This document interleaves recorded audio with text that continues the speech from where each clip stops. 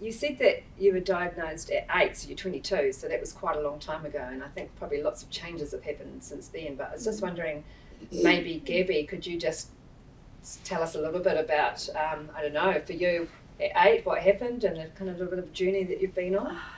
It's not an easy journey by any stretch of the imagination. So it took us a long time to actually get a diagnosis, because we, as a family, we knew there was something slightly different with Laura. It's not that she didn't have the opportunity or the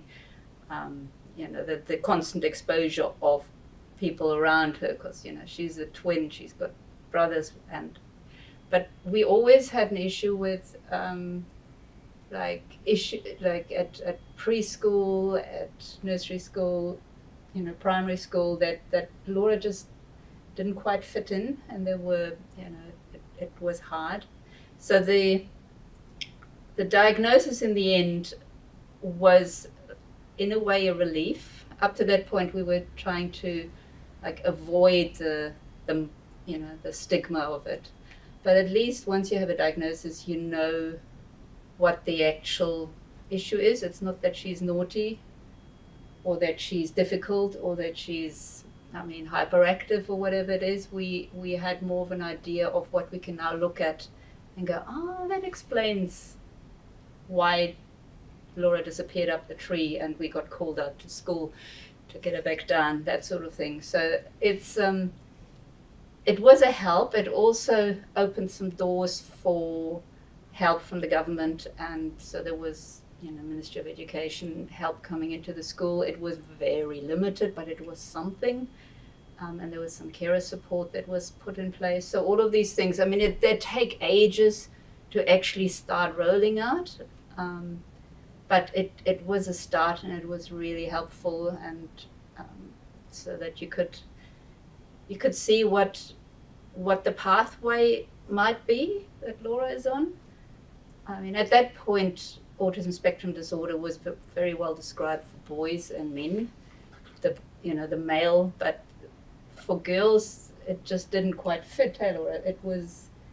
It just didn't quite ring true. That we knew there were some aspects there where we could see, yes, this is definitely Laura, but not quite. But it definitely helped to get that. And then you had a bit of a teacher aide at school. You had later on in school you had your room to do your exams in, so that you can get distracted. So these things definitely helped, which we wouldn't have had if we didn't have the diagnosis. And Laura, do you remember, when were you given the diagnosis, or do you remember when you knew that you had autism, or? I don't really remember a particular point in time, but I remember Mum going through some books and activities and things with me when I was quite young. And how do you feel now? Because do you feel like some people like to have, I suppose, they don't like to have a label, or some people do? How do you feel about being labelled with autism? I actually don't really mind it that much. I've found that when I've tried to hide it, it's just caused more trouble than it's worth. Right. Give me an example. There's been, I've had some issues.